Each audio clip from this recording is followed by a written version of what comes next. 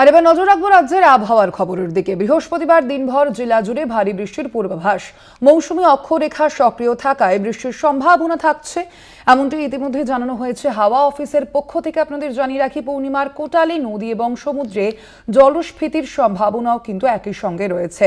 আলিপুর আবহাওয়া দপ্তরের পক্ষ থেকে এমনটাই জানানো হয়েছে, আজ দিনভর জেলা জুড়ে ভারী বৃষ্টির পূর্বাভাস রয়েছে। মৌসুমী অক্ষরেখার সক্রিয় থাকায় বৃষ্টির সম্ভাবনা থাকছে। আর বিস্তারিত জানবো, ফোন লাইনে রয়েছেন প্রতিনিধি শাশ্বতী রায়। শাশ্বতী, বৃষ্টি কতদিন জারি থাকবে? আলিপুর আবহাওয়া দপ্তর সূত্রে কি আপডেট? দেখো, গাঙ্গেয় পশ্চিমবঙ্গের উপর যে নিম্নচাপ তৈরি হয়েছিল তা ইতিমধ্যেই ঝাড়খণ্ডের দিকে সরে গেছে, কিন্তু মৌসুমী বায়ুর অক্ষরেখা তার প্রভাব রয়েছে গাঙ্গেয় পশ্চিমবঙ্গের উপর, এবং এই বৃষ্টিপাত কার্যত আগামী শনিবার পর্যন্ত জারি থাকবে এবং বর্ষার যে বৃষ্টি সেই বৃষ্টি কিন্তু লাগাতার চলবে বলে জানাচ্ছে আলিপুর আবহাওয়া দপ্তর। তবে অপরদিকে আরো একটি বিষয় গুরুত্বপূর্ণ, যে উত্তরবঙ্গে কিন্তু আজ এবং আগামীকাল ভারী বৃষ্টির সম্ভাবনা আছে বিক্ষিপ্তভাবে বেশ কিছু জেলার ক্ষেত্রে, বিশেষত জলপাইগুড়ি এবং আলিপুরদুয়ার এই জেলাগুলির ক্ষেত্রে বিক্ষিপ্ত বৃষ্টি কার্যত জারি। ধন্যবাদ তোমায়। আমরা কথা বলছিলাম, ফোন লাইনে ছিলেন প্রতিনিধি শাশ্বতী রায়।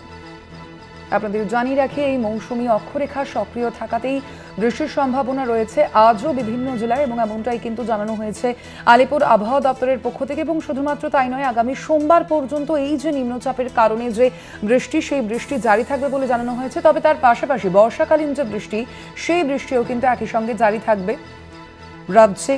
বৃহস্পতিবার দিনভর জেলা জুড়ে ভারী বৃষ্টির পূর্বাভাসও দেওয়া হয়েছে ইতিমধ্যে। আরো বিস্তারিত জানবো আমরা দক্ষিণ 24 পরগনার আবহাওয়া নিয়ে। আমাদের সঙ্গে এই মুহূর্তে ফোন লাইনে রয়েছেন প্রতিনিধি কোয়েল মণ্ডল। কোয়েল, দক্ষিণ 24 পরগনার আবহাওয়ার কি চিত্র চোখে পড়ছে?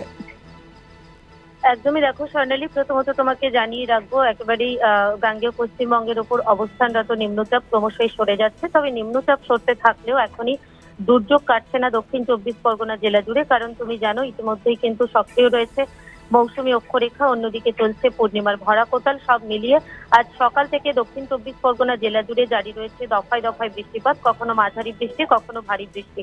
মেঘলা রয়েছে আকাশ, সমগ্র জেলা জুড়ে বইছে দমকা ঝোড়ো হাওয়া।